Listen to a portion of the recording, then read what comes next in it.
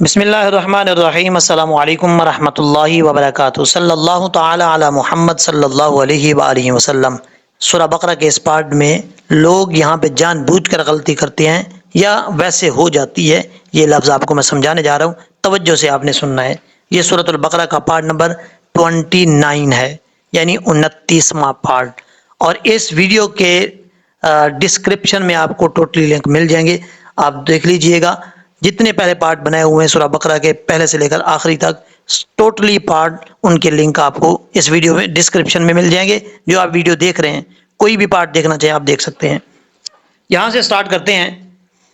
یا کھڑا زبر یا، با زبر با، یا با، نون یا زیر نی، یا بنی۔ یہاں پر سمجھنے والی بات یہ ہے کہ یا کے اوپر کھڑا زبر ہے۔ اب کھڑا زبر کھڑی زیر الٹا پیش کا کیا مطلب ہوتا ہے؟ یاد رکھیے گا، جس حرف کے اوپر کھڑا زبر آ جائے، کھڑی زیر آ جائے، الٹا پیش آ جائے، اس حرف کو لمبا کر کے پڑھا جاتا ہے ایک الف کی مقدار۔ ایک الف جو ہے وہ 2 حرکات کے برابر ہوتا ہے، یہ یاد رکھیے گا۔ اب مثال کے طور پہ یا کے اوپر کھڑا زبر ہے تو ہم یا کو لمبا کریں گے ایک الف کی مقدار۔ ایک الف کی مقدار کتنی ہوتی ہے؟ جیسے آپ نے وہاں سے ادا کرنی ہے، آواز نکالنی ہے، ویسے ہی یعنی اس کو لمبا کرنا ہے حرف کو جس کے اوپر کھڑا زبر ہوگا۔ وہاں سے آپ نے مقدار کی پہچان کرنے کے لیے، مقدار اس کی مد کی مقدار دیکھنے کے لیے، یہاں سے آپ نے مٹھی بند کرنی ہے، ایک کوئی سی فنگر آپ نے اس کو بند کرنا ہے آہستہ آہستہ، اور اوپن کرنا ہے۔ جتنی دیر میں ایک فنگر بند ہوتی ہے اور کھلتی ہے، اتنی دیر کو ہی ایک الف کی مقدار کہا جاتا ہے۔ اب آگے چلتے ہیں۔ با زبر با، نون یا زیر نی، یا بنی۔ یہاں پر یا مدہ ہے اور اس کے اوپر مد منفصل بھی ہے، 2.5 الف کے برابر، اس کو لمبا کر کے پڑھیں گے۔ حمزہ سین زیر اس، را الف زبر را، را کے آگے الف ہے، الف کے اوپر مد ہے، مد متصل ہے۔ یہ اس مد کی مقدار جو ہے آپ 3 الف کے برابر جو وہ کر سکتے ہیں۔ اس را ای لا، حمزہ یا زیر ای، لام زال زبر لذ، ای لذ، کاف پیش کو، لذ کو، را واو پیش رو، لذ کو رو۔ اب یہاں پر لام کی بات زال ہے، لام کو جب زال سے ملائیں گے بیچ میں الف کو نہیں پڑھیں گے، چھوڑ دیں گے، لیکن زال کو پڑھتے ہوئے آپ نے خاص خیال رکھنا ہے کہ کہیں ایسا نہ ہو زال کو پڑھتے ہوئے سیٹی ادا ہو جائے۔ اگر سیٹی نکلے گی زال کو پڑھتے ہوئے تو سمجھ لیجئے گا زال اپنے مخرج سے ادا نہیں ہوا، بلکہ زا پڑھا جا رہا ہے، ترجمہ بھی چینج ہو جاتا ہے۔ لذ، زال کا مخرج کیا ہے؟ زبان کا سیرہ اوپر والے دانتوں کے اندرونی کنارے سے لگے، جو 2 دانت ہیں سامنے والے، ان کے اندرونی کنارے سے لگے تو زال پڑھا جاتا ہے۔ لذ، لذ کرو، نون عین زیر نع، میم زبر ما، نعما، تا زیر تی، نعماتی، یا لام زبر یل، لام زبر لا، یلا، نعماتی یلا، تا یا زیر تی، نعماتی یلاتی۔ اب نون کے بعد جو عین ہے، بعض اوقات لوگ پڑھتے ہیں جھٹکا دے کے یا سختی سے پڑھتے ہیں، ایسا نہیں پڑھنا۔ عین جو ہے وہ نارمل طریقے سے پڑھا جاتا ہے۔ نعماتی یلاتی، یا کو کلیئر کرنا ہے، یلاتی، تا کے بعد یا مدہ ہے، یہاں پہ مد منفصل ہے، 2.5 الف کے برابر، اس کو لمبا کر کے پڑھیں گے۔ آگے ہے انعمت، حمزہ نون زبر ان، عین میم زبر عم، انعم، تا پشتو، انعمت، عین زبر ع، لام یا زبر لی، علی، کاف میم پشکم، علیکم۔ یہاں سے پڑھ لیں، یا بنی اسرائیل اذکروا نعمتی التی انعمت علیکم۔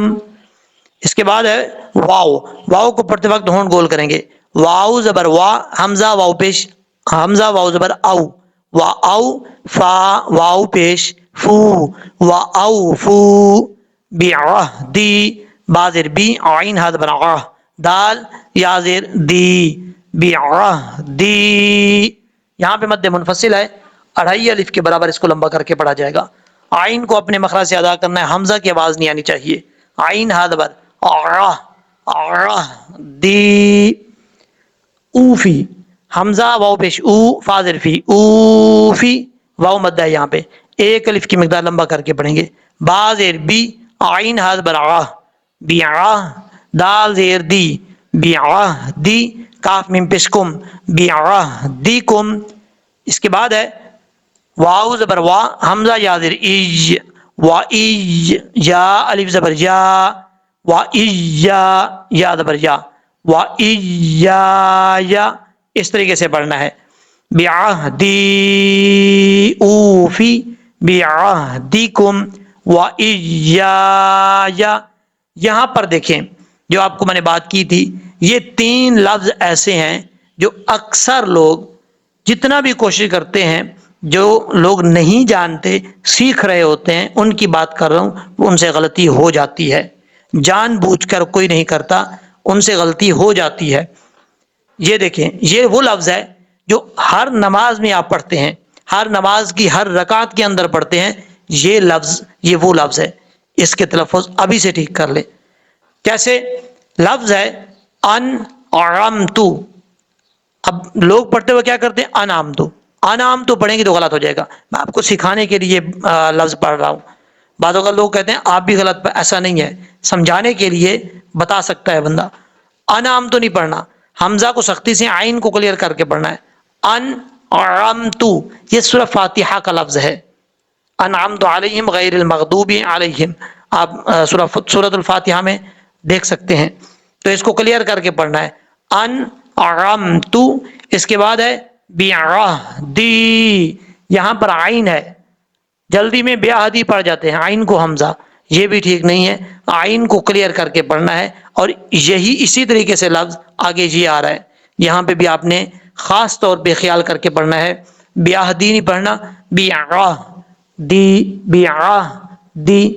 اس کے آگے یا ہے اس لیے اس کو لانگ کریں گے، یہاں پہ یا نہیں ہے تو اس کو پڑھیں گے بعہدکم وإیایا.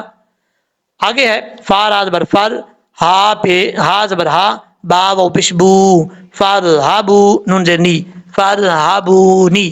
یہاں پہ آپ نے ایک بات یاد رکھنی ہے، کہ شروع میں جو الف آ رہا ہے را کے شروع میں، بعضوں کا لوگ سمجھتے ہیں کہ فا کے بعد الف کو پڑھیں گے، یعنی اس کو فا کو لمبا کر کے پھر را پڑھیں گے. ایسا نہیں ہے، فا ربو نہیں پڑھنا.